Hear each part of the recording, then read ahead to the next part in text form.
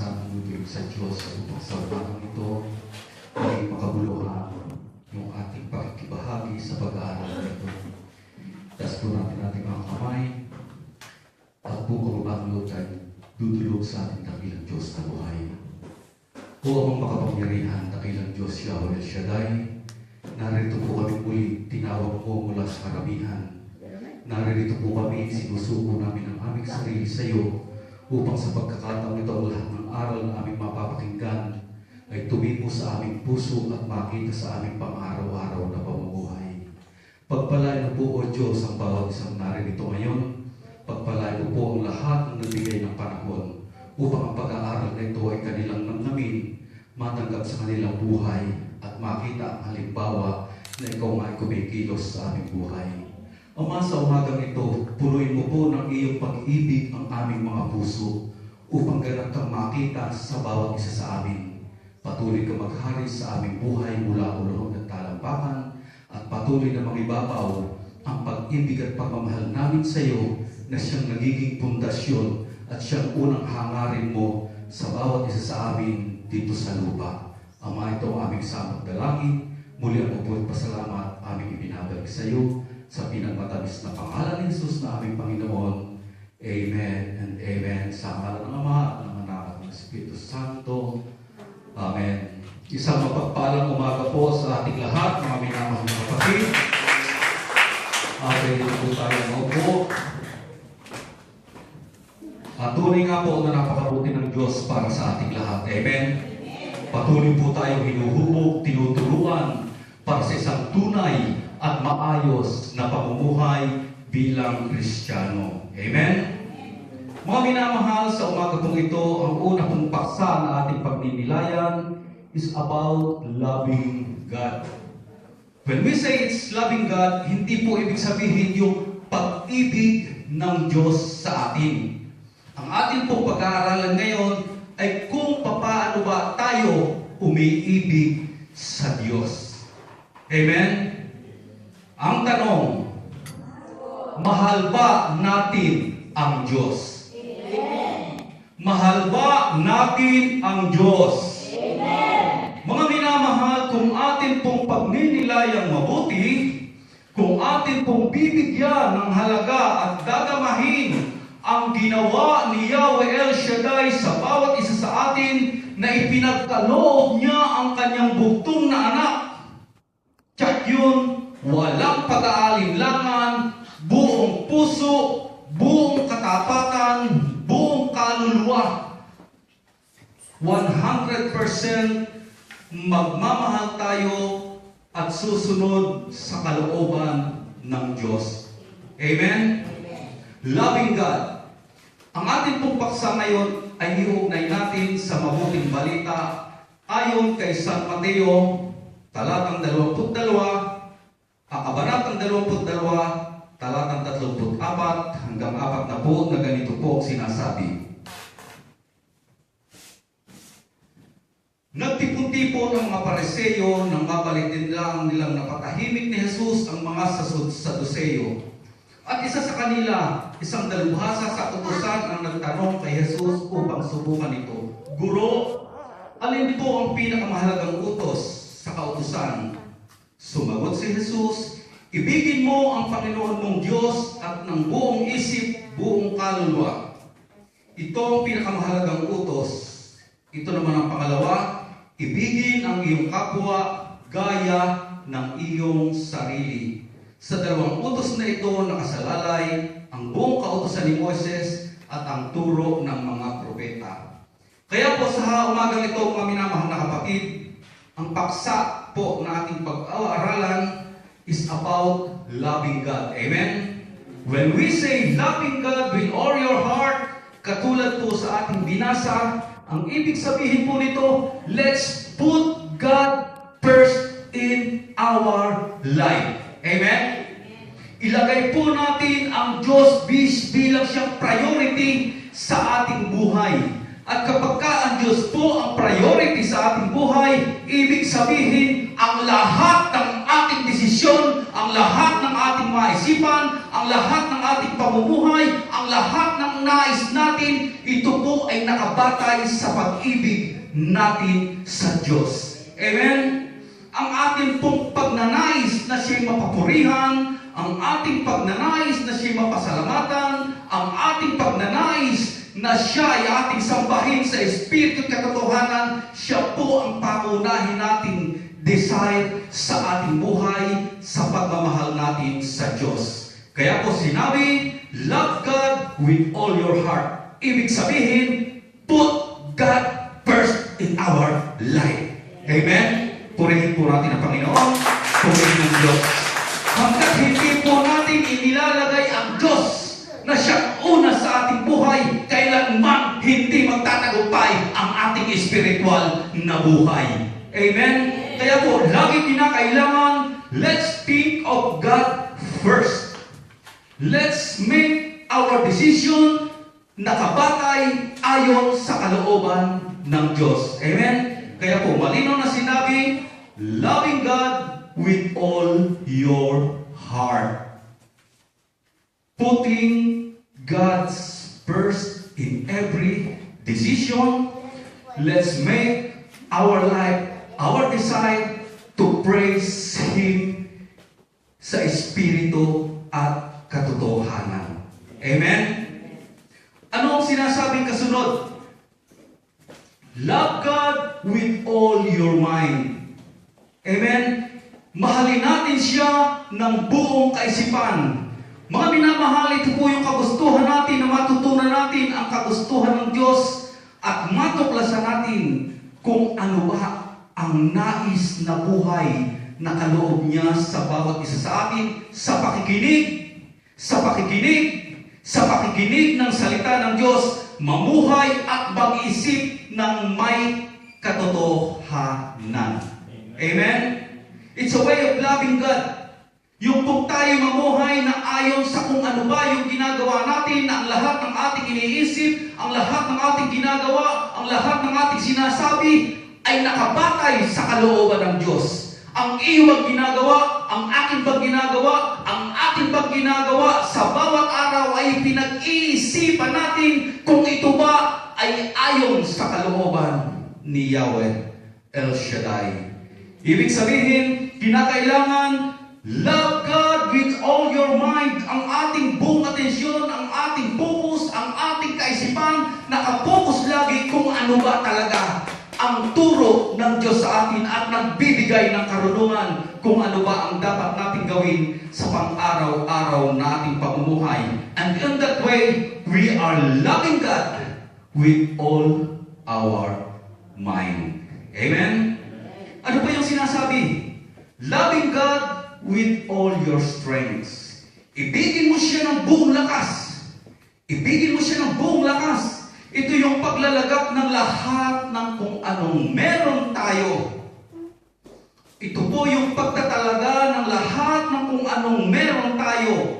Oras man, pera man, kalakasan sa kaloobin ng Diyos. Amen? Gagawin po natin ang lahat para pong pagbibigay ng lahat ng bagay sa ating minamahal. Kapag mahal mo isang tao, kapag mahal mo ito, kapag mahal mo ang anak mo, ibibigay mo lahat ang kailangan nito na makakabuti. At ganoon din po, kapag mahal natin ang Diyos, gagawin natin ang lahat ng bagay upang patunayan na mahal natin ang Diyos. Kaya si Hodam, gamitan natin ito ng kalakasan, gamitan natin ito ng lahat ng ating oras, at gamitin natin ang ating pera.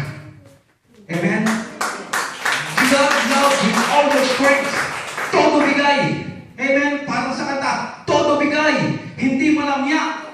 Kapag ka po tayo'y umiibig sa Diyos, kinakailangan ipinakikita natin ang kalakasan na mahal nga natin ang Diyos.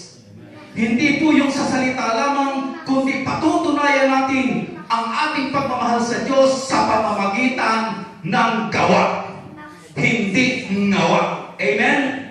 Kaya ito po yung panahon na kinakailangan ganap nating matutunan. Kinakailangan nating ganap na linangin ang ating isip, ganap na patibayin ang ating pananampalataya sa kung ano ba ang unang nais ng Diyos sa atin. Ang tunay na na pundasyon po at ang tunay na basihan, kaya tayo naririto, kaya tayo nilikha ng Diyos ay upang mahalin siya. Love your God. Yan po pinakamahalagang utos. With all your strength, with all your heart, and with all your mind. Amen? Ngayon, ano ba ang kahalagahan ng pagmamahal sa Diyos? Sasabihin na, Diyos na nga siya Di ba? Bakit? Bakit kailangan mahalin ng Diyos? Dahil ang pag-ibig po natin sa Diyos, ito yung sentro at katuruan ng ating pananampalataya. Ito po yung pundasyon ng ating pananampalataya bilang isang Kristiyano. Amen? Nakukuha po natin ang pag-ibig po sa Diyos ang siyang sentro at pundasyon ng ating pananampalatayang Kristiyano. Sa lahat ng bagay, sa lahat ng pagkakataon, kasama na po ang pagmamahal sa kapatid. Amen? Ang pagmamahal sa Kanya, sa inyo sa likuran, sa inyo sa kaduluhan, yan po'y sama-samang pagpapatunay ng pagmamahal sa Diyos. Kailangan ay ito po ay totoong nararamdaman sa ating puso, hindi lamang natin sinasabi, at ito po ay nagpapatunay ng isang ganap na pakikipag-ugnayan at tapat na relasyon sa Diyos. Kung hindi po natin magagawang mahalin ang ating kapatid, papaano mo mamamahal ang Diyos? Ang Diyos laging namumuhay sa bawat isa sa atin. Kaya kung hindi po natin ganap na mararamdaman, wala po ang pundasyon ng Diyos na ibinigay sa atin na siya'y mahalin, hindi rin po natin magagawang mahalin ang Diyos kung hindi natin kayang mahalin ang ating kapwa. Sapagkat dito po nakabatay ang isang malalim na ugnayan at malalim na relasyon kay Yahweh El Shaddai. Amen? Ngunit tayo po, tayong naririto, tayong tinawag, tayong mapapalad na mula sa gitna ng karamihan, tinawag ang buong Marseille, tinawag ang buong Nice, tinawag ang Monaco, subalit kayong naririto. Tayo po na tinawag, tayo na naririto at nagbigay ng panahon, kahit po sabihin natin that we are committed Christian, subalit ito kulang pa rin. Amen? Hindi po sapat na sabihin natin tayo are just committed Christian kung kulang naman ang ating pangunawa sa katotohanan. Kinakailangan po ganap nating mapalalim ang ating pagkakaunawa sa katotohanan na kinakailangan po natin upang tayo'y maging isang ganap na Kristiyano at upang ganap nating may pahayag ang pag-ibig natin sa Diyos. Kinakailangan po talaga natin mamuhay tayo kasama ang ating mga kapatid, kasama ang ating mga kaibigan, kasama ang bawat isa sa atin sapagkat walang nabubuhay para sa sarili lamang. Amen? Kaya kinakailangan natin ang tulong ng bawat isa upang mapanatili natin ang pag-ibig ng Diyos na siyang nagiging sentro ng ating buhay. Amen? Nakukuha po natin? Huwag po tayong masasatahimik dahil ginusto po ng Diyos na tayo narito upang magkaroon tayo ng malalim na kapakinabangan sa ating buhay. Pakinabangan sa kanyang salita na siya magtuturo sa atin para sa isang matatag at matibay na pamumuhay Kristiyano na ang pundasyon ang pag-ibig natin sa Diyos. Alam po natin na mahal tayo ng Diyos. Alam natin na tayo iniibig ng Diyos. Subalit ito po hindi sapat, kinakailangan makita rin sa bawat isa sa atin na mahal natin ang Diyos. At yan ay sa paano parang pag-ibig natin sa Kanya ng buong puso, buong isip, buong kalakasan. Amen? At yan po ay magagawa natin sa pamamagitan ng pagpaparamdam ng malalim na pag-ibig sa ating kapwa. Amen? Amen? Purihin po natin ang Panginoon. Ngayon po, mga minamahal na kapatid, sa pag-ibig natin sa Diyos, kinakailangan mayroong layunin, mayroong mithiin.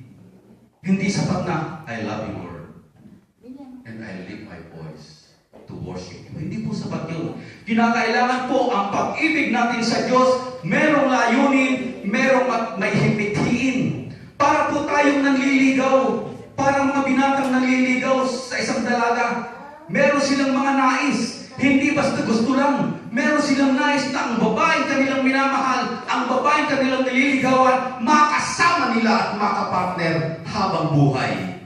Ganon din po ang pag-ibig natin sa Diyos. Kinakailangan we have goals and ideals na tinatawag. Amen? Amen. Marami sa Kristiyano, hindi kasi nung pinapansin ang kahalagahan ng pag-ibig sa Diyos. Totoo? Hindi. Totoo po. Ang bilis ng sagot ni Sister. Marami sa Kristiyano, binabaliwala o hindi binibigyan ng pansin ang kahalagahan ng pag-ibig sa Diyos dahil kulang ang pangunawa kung ano ba ang layunin nito sa ating pamumuhay Kristiyano. Tayo po naririyan, ako'y naririto, tayong lahat ay naririto dahil meron po tayong layunin. Dahil meron tayong mithiin. Amen? Anong ating layunin? Mapalalim ang ating pagkaunawa sa buhay Kristiyano. Anong ating mithiin? Maging matatag ang pag-ibig natin sa Diyos. Hindi po tayo narito upang makinig lamang. Meron po tayong layunin, merong mithiin.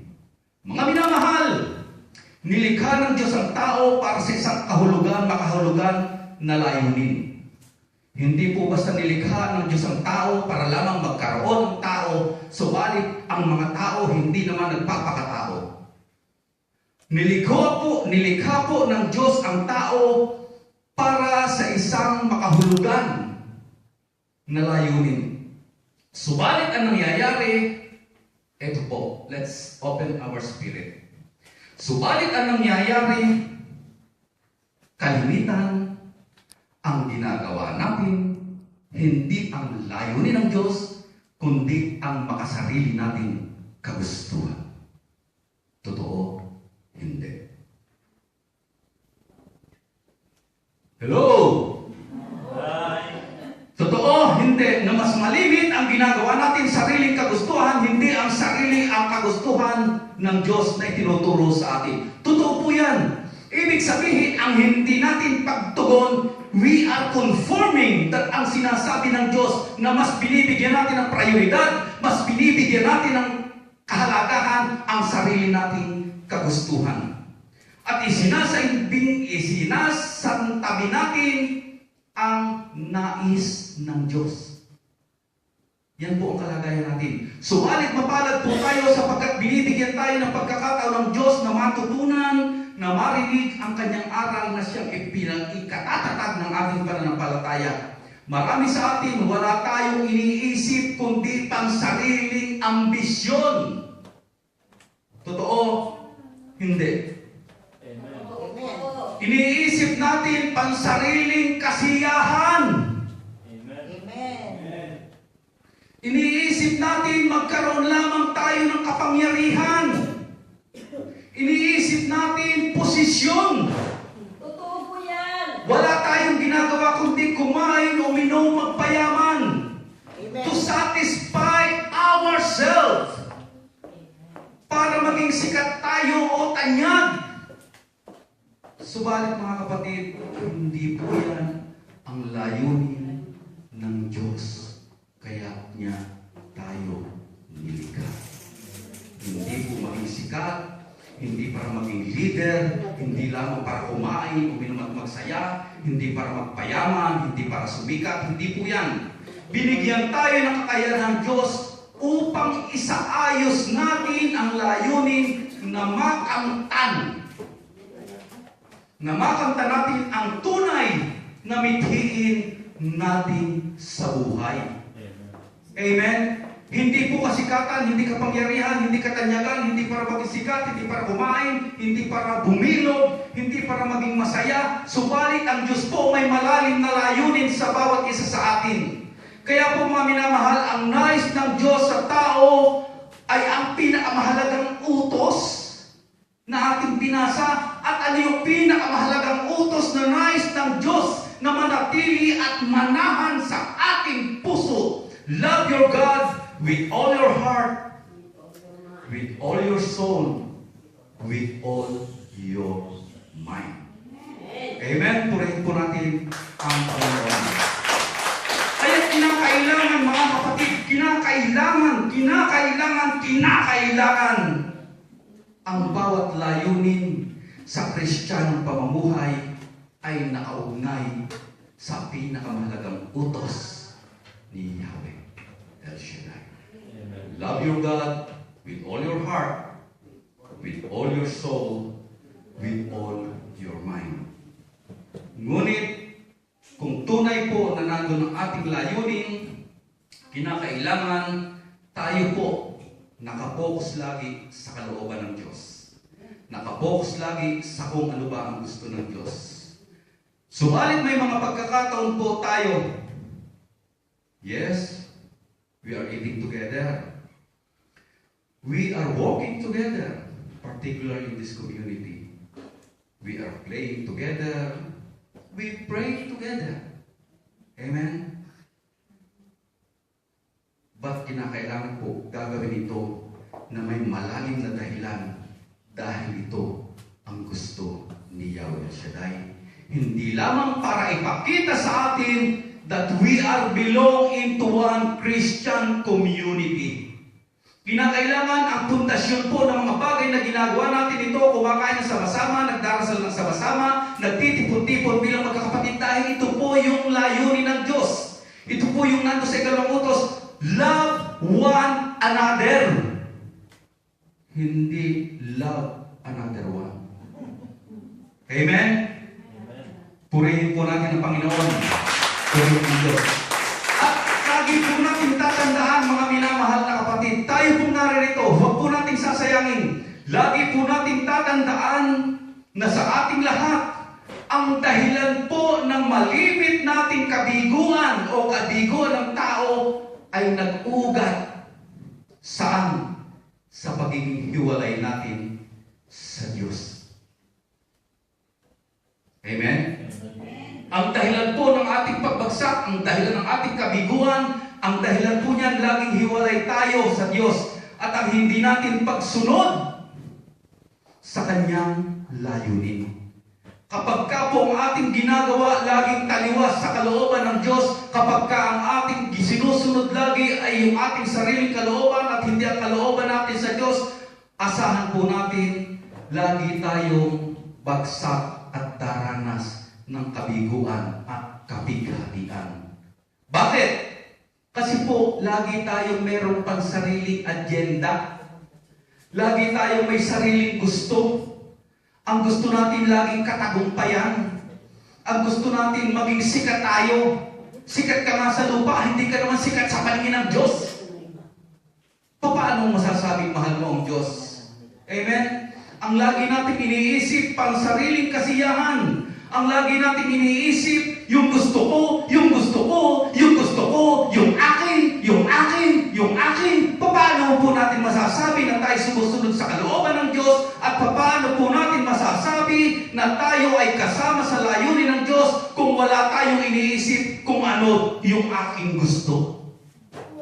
Kinakailangan po sa pag-aaral na ito, particularly po sa paksa ng pag-ibig sa Diyos, kinakailangan lagi sa lahat ng ating ginagawa, nangingibabaw ang nais at layunin ng Diyos sa bawat isa sa atin. Ito po yung ating goals and ideals as a Christian, as a living sacrifice, o as a living testimony dito po sa daigdig na ito. Amen? Subalit ang kadahilanan po, marami. Yung iba nagpapasailalim sa sarili nilang karunungan. Dapat ako dyan. Mas karapat dapat ako. Hindi. Si El Shaddai ang nakakaalam kung saan ka. ang dapat dyan. Amen? Huwag po natin papairalin yung sarili nating karunungan. Huwag natin pairalin yung sarili nating kakayanan. Huwag natin pilitin na magtagumpay para lamang sa sarili natin o pansariling hangarin. Huwag po natin lalaging sasabihin, baka po ating pinag-aralan, maiwan lamang sa upuang yan.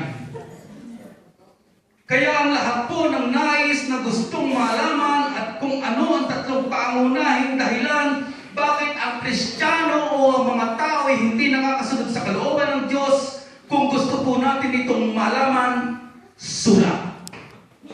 Ballpen at papel.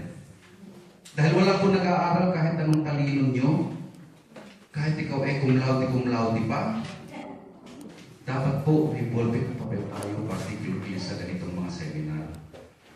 Ito po ay pag-aaral at pagpapaunlad ng ating relasyon sa Diyos, pagpapaunlad ng ating karunungan kung ano ba ang layunin at mithiin ng Diyos sa atin, kaya kinakailangan po lagi sulat. Sulat at sulat. If it is written, it should be done. Dahil ito po ay documented, kahit po daanin pa sa hukuman, this is documented, this is legal.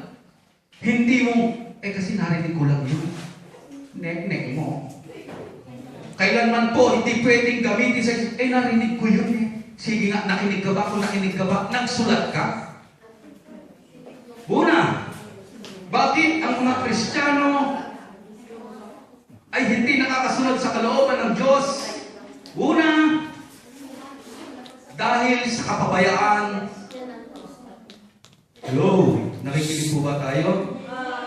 Hindi po tayo nakakasunod sa kalooban ng Diyos dahil sa malimit po wala tayong pakialam. Dahil sa ating pagiging kapabayaang Kristiyano, na lagi nating itinutuloy at iniisip yung pansarili nating idea, yung sarili nating gusto. Kapag hindi nasunod, ayaw ko na, kayo na lang dyan. Magtiis kayo riyan. Kung atin pong pagninilayang mabuti, ano ang resulta nito sa ating buhay espiritual? Mahal ba natin ng Diyos? Hindi. Bakit? Dahil lagi ka na lang walang pakialam. Pag may sinabi ka at hindi nasunod, aayaw ka na, aatras ka na, hindi ka na aaten. Anong klaseng pag-ibig sa Diyos yan? Brothers and sisters, let's open our spirit. Huwag po nating sayangin na ang oras na ating igugugol dito ay masayang lamang. Amen? Subalit ako po'y naniniwala na ang oras na ibinigay natin sa pagkakataong ito ay isang napakahalagang pagkakataon para mapataas natin ang antas ng ating espiritualidad. At kung hindi po natin bibigyan ng halaga ang lahat ng aral na ating mapapakinggan, uuwi lamang tayong luhaan. Lagi pa rin tayong bigo sa ating Kristiyanong pamumuhay. At yan po ang isang dahilan dahil lagi tayong walang pakialam, ay bahala ka dyan, buhay mo yan. Amen? Ang tunay pong Kristiyano, sabi nga sa pangalawang pinakamahalagang utos, love one another. Kapag mahal mo ang kapatid mo, kapag mahal mo ang iyong kaibigan, ikaw ay may malasakit at may pag-alala sa bawat isa. Subalit kung ito po ay ating babaliwalain, tsak yun, bagsak tayo sa ating spiritual na pamumuhay at hindi tayo nakakasunod sa kalooban ng Diyos. Amen? Pangalawa, bakit tayo ay bagsak hindi nakakasunod sa kalooban ng Diyos? Dahil ang buhay natin laging salungat sa plano ng Diyos. Ang sabi ng Diyos, ikay tagawalis, hindi ka tagakanta, pero pipilitin mo kumanta. Ang sabi ng Diyos, pumunta ka sa ibaba, ay ang ginagawa mo'y pumupunta ka sa ilaya. Laging kontra ka sa kalooban ng Diyos. Ang sabi ng Diyos, eto ang mabuti, ang sasabihin mo, kasi ito yung maganda. Amen? Alalahanin po natin na iba ang mabuti at iba ang maganda. Kapag ang mabuti ang ating sinunod na siyang nais ng Diyos, asahin po natin ito ay kalooban ng Diyos. Subalit kapag lagi po lang natin ginagawa, kasi ito yung maganda, ito yung maganda, ito yung maganda, alalahanin po natin na ang demonyo man nagbibigay ng magandang bagay. Pero kailanman ang demonyo hindi nagbibigay ng mabubuting bagay. Purihin po natin ang Panginoon. Kaya kinakailangan tayo tayo pong tinatawag ng Diyos, tayong nagsisikap na makasunod sa kalooban ng Diyos, kinakailangan ang lahat ng ating iniisip, ang lahat ng ating sinasabi, ang lahat ng ating ginagawa, hindi salungat sa kalooban ni Yahweh El Shaddai. Amen? Purihin ang Panginoon. At kung hindi salungat ang ating ginagawa, at kung ito'y ayon sa kalooban ng Diyos, ibig sabihin, umuusbong ng tunay ang pag-ibig natin sa Diyos. Purihin natin ang Panginoon. Purihin ang Diyos. Pangatlo, maaari nandito tayo sa katayuan ito o marami sa atin. Ito po'y minsan na ipahayag ko na dito sa Marseille at sa Nice. Lagi nating tatandaan, it is better to heart us with the truth than to comfort us with a lie. Masaktan ka na basta totoo. Kisa bula-bulahin naman kita, nagsisinungaling naman ako. Sasabihin kong maganda ka, sasabihin kong maganda ang makeup mo, tabingin naman ang kilay mo, tuwan-tuwa ka naman. Subalit hindi baling masakit, basta totoo. Kesa naman bobulahin lang kita para hindi tayo magkahiwalay, para maganda yung ating pagiging BFF. Purihin po natin ang Panginoon. Marami po sa atin mga gumagawa ng mga simpleng kamalian. Pero dyan, white lies naman yan. White lies ka pa. Kasalanan pa rin yan. Marami po sa atin ang kaibigan mo mali ng ginagawa. Okay lang yan. Magbabago rin yan. Hanggang dumat ka pagka, buhay niya yan. Kung talagang mahal mo kapatid mo, hindi mo pababayaan maligaw. Kung talagang mahal mo kapatid mo, hindi mo pababayaan maluwag sa huli. Kung talagang mahal mo kapatid mo, dapat mong totoong pagmamahal. Pag mali. Huwag mong bubulahin. Bakit? Nabibigyan ka ng galing sa amo? Brothers and sisters, sa Diyos po, mali. Sa Diyos, tama. Hindi po katulad ng ginagawa natin kahit mali na, okay pa rin. Totoo po yan. Subalit kinakailangan po simula sa araw na ito magkaroon na tayo ng panibagong pananaw. Kinakailangan dumaloy na sa ating puso ang totoong pag-ibig sa Diyos at pag-ibig sa ating kapwa na may kasamang pagmamalasakit. Amen? Huwag po natin pipiliting bigyan ng mga excuses yung ating mga paltak na ginagawa. Amen. Binigyan nga natin ng excuse, hindi nga kayo nag-away ng kaibigan mo, maganda nga ang banding nyo. Ano naman ang tingin sa inyo ng Diyos? Brothers and sisters, let's open our spirit. Let's open our mind. Let's open our heart. Dahil ako po'y naniniwala na ang Diyos may layunin at mithiin. Kaya tayo ay naririto. Lagi po natin tatandaan, ang buhay Kristiyano na salat o walang pagkakaisa, ito po ang dulot ay kalituhan, ang dulot ay kaguluhan, ang dulot ay punong-puno ng pagsasalungatan. Naniniwala kayo? Dahil ito po, yung lahat po ng ating ginagawa, kasi taliwas sa nais ng Diyos. Ang nais ng Diyos ay magkaisa, magmahalan ng buong puso, buong isip at buong kaluluwa. At huwag papasailalim sa iba't ibang pananaw o sasabi-sabi. Sister, sinabi ni sister na gano'n, ganyan ka daw. Ano? Sabihin mo nga sa akin, bigyan mo sa akin namin, magharap-harap tayo. Bakit? Kung totoo bang sinabi yun, haharap sa iyo? Kung hindi naman totoo sinabi, haharap pa rin ba sa iyo? Hindi. Ang magyayari lamang, magkakaroon kayo ng pagkakaway. Psychological warfare, hindi na kayo magbabatian dahil lamang sa lagi tayong nakikinig sa sabi-sabi. Kaya simula po ngayon, kung talagang tayo ay nagnanais na maranasan na mahalin ng Diyos, mahalin natin ang ating kapwa, huwag sisiraan, magkaisa sa puso, magkaisa sa isip, magkaisa sa lahat ng ginagawa.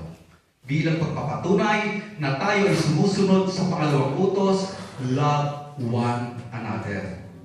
Kaya mga minamahal, ano ba ang dapat maging kahulugan at sukdulan ng pagmamahal natin sa Diyos? Marami sa ating bagsak sa katotohanan sa pagmamahal sa Diyos sa kadahilanan na mas mahal natin ang ating sarili o dahil kaya lamang natin sinasabing mahal natin ang Diyos dahil meron tayong hinihingi. Meron tayong prayer request. Lord, I love you, Lord. Sana bigyan mo ko ng ganito. Sana bigyan mo ko ng trabaho. Malaking sweldo. Pinahintulutan tayo ng Diyos na subukin ng demonyo. Binigyan ka ng trabaho. Ang sweldo, 2,000. May pasok naman ng linggo. Hindi ka na makakasimba. Hindi ka pa makakapag-amen. Di ba rin ako, kunin ko nito, sayang yung 2,000. Maintindihan na ni Lord yun. Totoo po yan. Subalit kung totoong mahal natin ang Diyos, katulad po ng sinabi ko kanina, lagi una ang Diyos. Kinakailangan ang totoo nagmamahal sa Diyos, binibigyan ng halaga yung kanyang minamahal. Amen? Huwag po ating sabihin, mahal natin ang Diyos dahil meron lamang tayong kailangan, dahil meron tayong hinihingi, dahil ang kinakailangan po, kung totoong mahal natin ang Diyos, may ibigay ang Diyos at o wala, mahal natin siya. Dahil kung hindi man niya ibinigay ang mga hinihingi mo ngayon, yung lahat ng kung anong meron ka, galing sa Kanya. Huwag po natin titignan yung ating hinihingi, ang lagi natin titignan yung Kanyang ibinigay. Yan po ang katotohanan na dapat maghari sa atin. At ito po ang dapat matanim sa ating isip. Ang pagmamahal sa Diyos, ang sukdulan ng dapat na mangibabaw na umiral sa bawat tao. Ito po yung maximum level. Yung pagmamahal natin sa Diyos na dapat maghari sa ating puso. Ang tanong, how? Papaano? Kung gusto nating malaman, sulat. Huwag po natin papabayaan. Ako, magiging luhaan lang tayo. Kapag hindi natin natandaan yung mga aral ngayon. Yung iisa pa po, hindi nyo naisulat. How much more yung 7? Amen? Huwag po natin sayangin yung pagkakataon. Man cannot love without loving others. Ang tao po, hindi kayang mahalin ng Diyos kung hindi niya kayang mahalin ang kanyang kapwa. Ayon po sa aklat na sinulat, unang sulat ni Juan, Kabanatang 4, talatang 20, ang umiibig sa Diyos at napupuot sa kanyang kapatid ay ubod ng sinungaling. Lord, I love you. Ay, naku, lumayo-layo ka nga sa akin. Di kita kailangan. Pagkatapos mo akong sira, pagkatapos mo akong chismis, hindi po tayo kalulugdan ng Diyos pag ganyan. Kapag ka minahal mo ang iyong kapwa, kinakailangan ito'y pagpapatotoo na mahal mo rin ang Diyos. Subalit kung sinasabi mong mahal mo ang Diyos at lagi ka magkataray-taray, lagi mo sinisigawan ng kapatid mo, lagi mo sinisigawan ng anak mo, lagi mo sinisigawan ng mga kaibigan mo, lagi mo silang tinatarayan, ang sinungaling mo. Amen? Napakabulaan mo, sabi nga sa Tagalog. Sinasabi mong mahal ang Diyos, pero yung kaibigan mo, hindi mo magawang mahalin, lagi mong sinisiraan. Ako sister, lagi yung ganyan. Ako, huwag ka maniniwala dyan. Kinakailangan po, to prove that we love God, we should love one another. Hindi lamang sa nguso, subalit dapat nasa puso. Amen? Amen? Amen! To love God is to form into His image. Pangalawa, kung totoong mahal po natin ang Diyos at kung totoong suma sa atin ang presensya ng Diyos, kinakailangan makita na sa atin ang larawan ng Diyos. In what way? Sa pamamagitan ng ating gawa. Kinakailangan kung ano yung kalikasan ng Diyos, kinakailangan kung ano yung kabutihan ng Diyos, kinakailangan kung ano yung aral ng Diyos, ito'y makita sa ating pang-araw-araw na pamumuhay. Ano po ang sabi sa pangalawang sulat ni San Pablo sa taga-Corinto, chapter 8, verse 18. Chapter 3, verse 18. Ang kaningningan ni Kristo ay dapat magningning sa atin sa tulong ng banal na Espiritu. Dapat tayong magmistula kalarawan niya. Dahil sa tunay na buhay, nilikha tayo ng Diyos ayon sa kanyang wangis. Hindi tayo nilikha ng Diyos na may dungis. Amen? Hindi ka nilikha ng Diyos, hindi ako nilikha ng Diyos, hindi tayo nilikha ng Diyos ng may dungis. Nilikha tayo ni El Shaddai ayon sa kanyang wangis. Kaya kinakailangan sa pang-araw-araw nating pamumuhay, makita sa atin ang larawan ni Yahweh El Shaddai. Amen? Purihin natin ang Panginoon.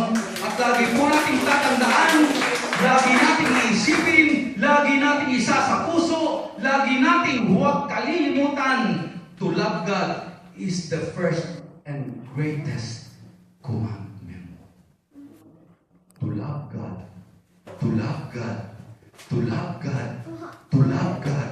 Hindi to love money. To love money. To love money. Kahit linggo, money, money. Hiraman mo ng money, sasabihin, wala akong money.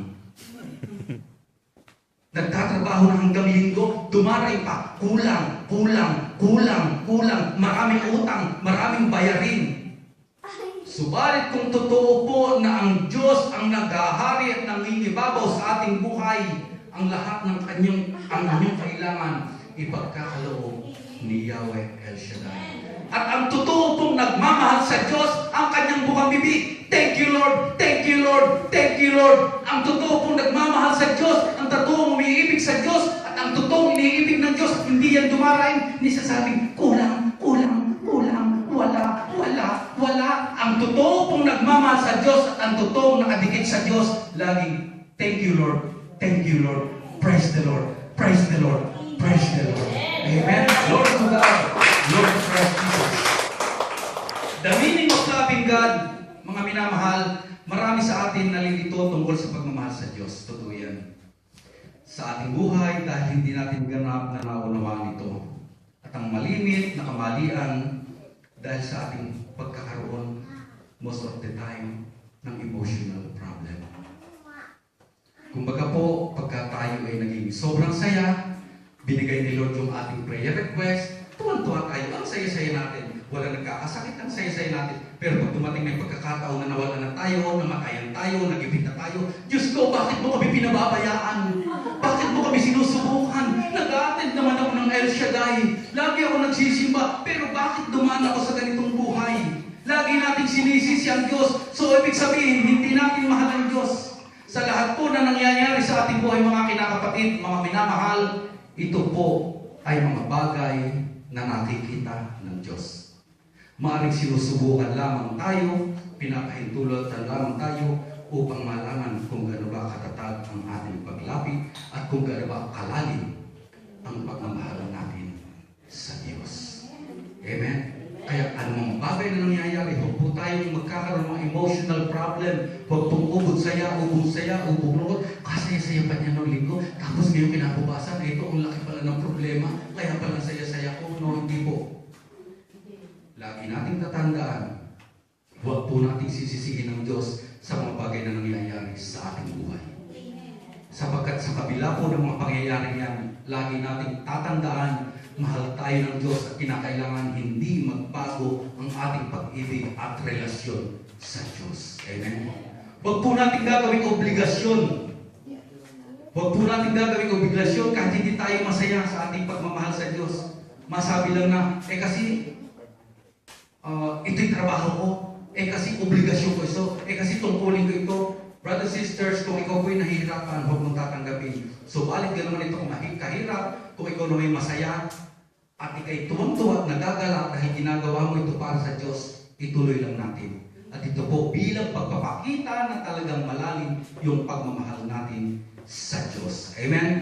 Kinakailangan po ang pagmamahal sa Diyos, ang ating pananaw, kinakailangan ang pagmamahal ay kumakatawan sa ating personal na pangako at ugnayan sa Diyos. Ito po yung tinatawag na covenant and commitment. Once we love God, we are committed to Him. Once we love God, may covenant tayo sa Kanya. Amen? Lord, dahil ako'y binago mo, dahil ibinigay mo sa akin, ano man ang mangyari, maglilingkod ako sa iyo. Ano man ang mangyari, ikaw ang una sa buhay ko. Ibig sabihin, kinakailangan, once our relation with God, it should be committed personally. Kinakailangan we have a personal relationship of love which bind God and man into a firm decision. Kinakailangan nandun po yung joint effort natin at ng Holy Spirit to love one another. Kapag ka po sasabihin natin, oh, mahal ako ng Diyos, naiintindihan na niya yung ginagawa ko. Hindi po kinakailangan, we are personally committed with Him. Amen?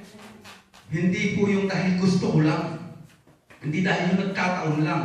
So, ibig sabihin, when man are committed personal relationship to God and to His creation, makukontente tayo sa lahat ng bagay. Kapag ka meron po tayong malalim na relasyon sa Diyos, kapag ka we are committed to God, tayo po kontento sa ating buhay. At tulad po sabi ko kanina, magiging buhay bibig natin. Praise the Lord. Praise the Lord. Thank you, Lord. Thank you, Lord. Amen? Glory to God. Glory to Christ Jesus. Okay, gusto niyo pa? Brothers and sisters, what are the practical way of loving God? Ito po, isa pong mahalagang bahagi ng kung paano ba natin iniibig ang Diyos. Kung nais natin ganap na maunawaan ang kahulugan ng pagmamahal sa Diyos para sa ating pang-araw-araw na pamumuhay, kung gusto po natin itong malaman, matutunan, at matandaan, sulat. Amen? Meron po tayong dapat gawin. Ito ay upang mabigyan ng sustansya at ang ating pagmamahal sa Diyos sa ating buhay upang ito'y magkaroon ng kahulugan sa ating buhay. Ano yung unang dapat natin gawin? Personal prayer. Kailangan lagi meron tayong ugnayan sa Diyos sa pamamagitan ng panalangin. Dahil ito po yung pinakamahalagang dapat natin gawin araw-araw upang mapayabong natin ang pagmamahal natin sa Diyos. Naalala ko po siguro mga isang linggo na po nakakaraan sa aming Bible study o intercessory. Meron po isang kapatid nagtanong, kayo ba nagagawa niyong laging magdasal bago kumain? Tapos ang kamay ng totoo lagi nagdadasal bago kumain. So, ibig sabihin, kulang po yung ating relasyon sa Diyos. Kulang po yung way of loving God. Tutuloy ko po yung aking kwento.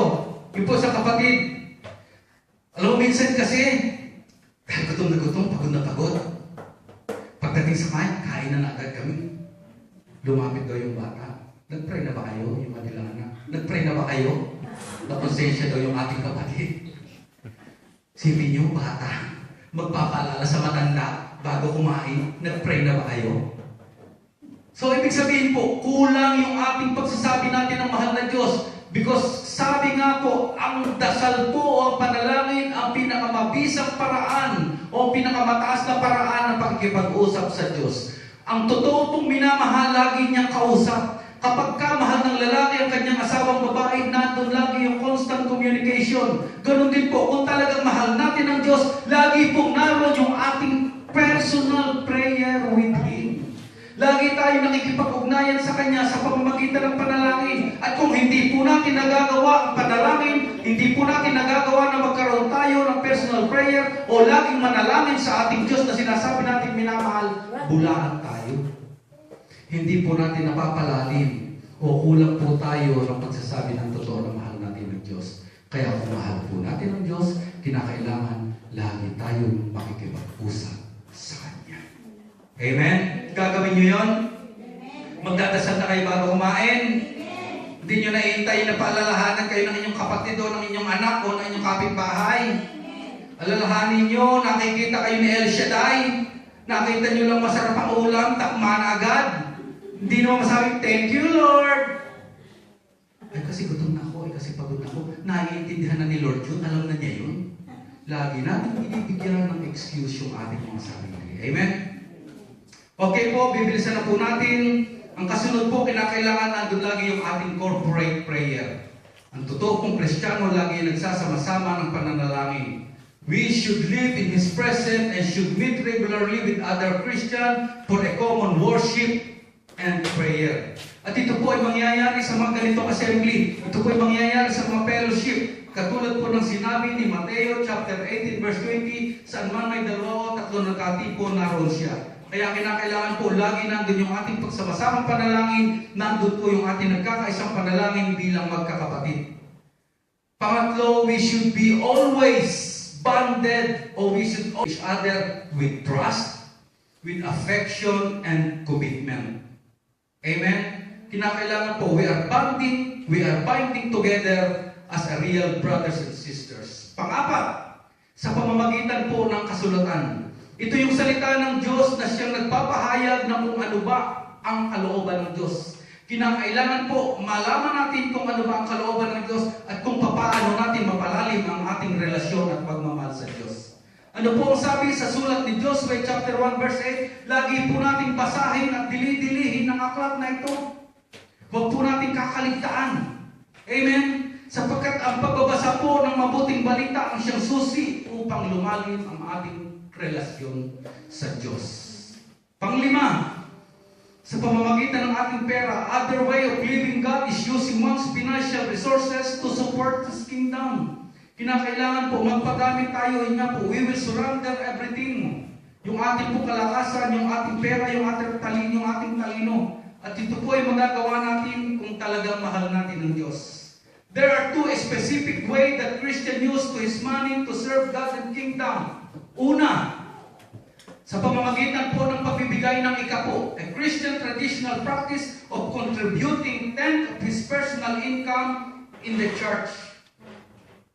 Amen? Sa pamagbigay po ng ating pagkakaloob na ikasampung bahagi. Pangalawa, almsgiving, ito po yung pagbibigay sa mahihirap na mga nangangailangan. Wise and generous handling of money is concrete way of expressing and loving commitment to God. Pang-anim, ito po yung pagbibigay natin ng time. Surrendering one time and energy to God is another practical way to love Him. Tayo po Kristiyano, hindi kailangan ng ating mga libreng oras ay gugulin lamang sa pagsasaya, sa pagbabarbecue, sa pagbibeach, o kung anumang mga kinahuhumalingan natin. We should give some time, or we should invest some of our time in Christian services, mga regular prayer meeting, sa mga ganito po, mga intercessory, sa mga Bible studies, sa fellowship. We should also have time in our Christian schedule. If a Christian has not surrendered to God in the concrete reality of his daily schedule, he is neglecting important way of loving God. At ang panghuli, ito po yung mahalaga, yung pong ating desisyon. This is one way of practical to love in loving God. Ang pamamaraan ng isang Kristiyano sa pagsasagawa ng desisyon at pagpapakita ng kahalagahan at prioridad, lalo sa mga bagay na kailangan ba o gusto lang. May mga pagkakataon po na ginagawa natin dahil gusto lang natin, pero hindi naman kailangan. Amen? So kinakailangan po, magkaroon po tayo ng balancing sa mga bagay na ating ginagawa o sa mga bagay na ating kinahumalingan. Malimit ang ating desisyon ay nakabase lang sa kung ano yung gusto ng tao. Subalit, ano ba ang makakapagpasaya sa atin? Amen? Subalit ang Kristiyanong iniaalay ang buong sarili sa Diyos at ang tanong niya, ano kaya ang gusto ni Lord na gawin ko? Paano kaya mapapasaya ang Diyos? Mga minamahal, inaanyayahan ko pong tumayo. Kayo tumayo. At itaas po natin ang ating mga kamay. Ang pag-ibig sa Diyos ay kaakibat ang paglikha ng mga desisyon ayon sa kalooban ni Yahweh Shaddai. Sa paglago ng pag-ibig sa Diyos, kinakailangan matutuhan natin na magtiwala sa banal na Espiritu. Kinakailangan maniwala tayo na ang banal na Espiritu na nananan sa atin ay aktibong nagpapabago sa ating buhay. Sa kadahilanan na hindi po tumitibay at lumalago ang tao sa pag-ibig sa Diyos sa pamamagitan lamang ng sariling kakayahan. Hindi po tayo magiging matatag kung akala natin kaya natin. Unless that the guidance of the Holy Spirit, the power of the Holy Spirit is in us, hindi po natin magagawa ang lahat ng bagay. How can I with all these weaknesses? Mga minamahal, mahal tayo ng Diyos sa parang nararapat. Not in one way, hindi po tayo mahal ng Diyos dahil bakit tayo ng CLSS o ng Basic Christian Community. Mahal po tayo ng Diyos, kinakailangan natin yung pagiging mahinahon natin, lalo na sa ating sarili. Amen.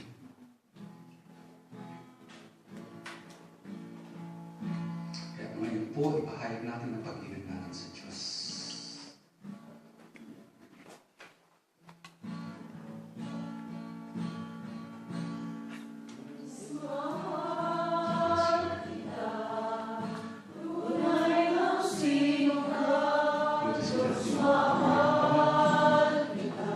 Patuloy mo po kami tutulungan.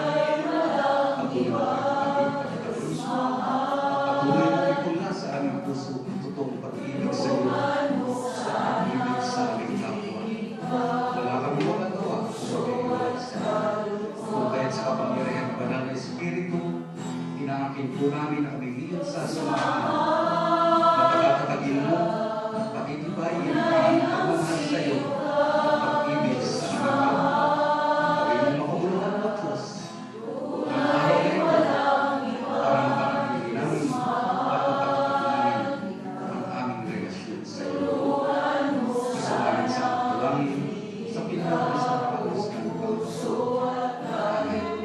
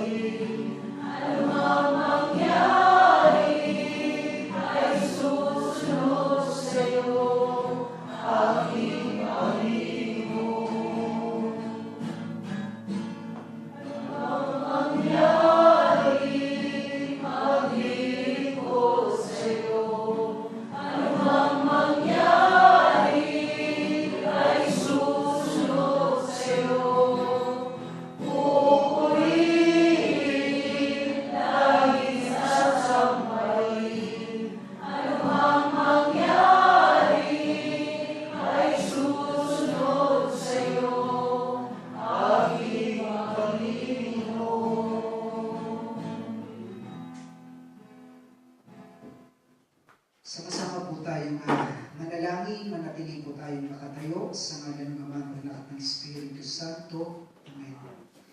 O Diyos na makapangyarihan, hindi po ay papuri at pasasalamat namin niya alay sa iyo. Kayo po, Panginoon, ang magkaloob at magturo sa amin. At higit sa lahat, Panginoon, bigyan niyo po kami ng lakas at kapangyarihan upang ang bawat naming matututunan ay amin po may sa buhay. Kaya naman, O Diyos, ang pag-ibig sa iyo namin po napakinggan, nawag po'y may pakita namin sa iyo sa pamagitan ng pag-ibig namin sa aming kapwa. Kaya sa pangalan ni Jesus na bugtong mong anak, namin po namin naganap na magkakaroon ng kapangyarihan ng mga salita mo na aming pag-aaralan. Sa pangalan ni Jesus, ito'y aming sanang panalangin. Amen at amen. Sa ngalan naman ng Espiritu Santo, Amen.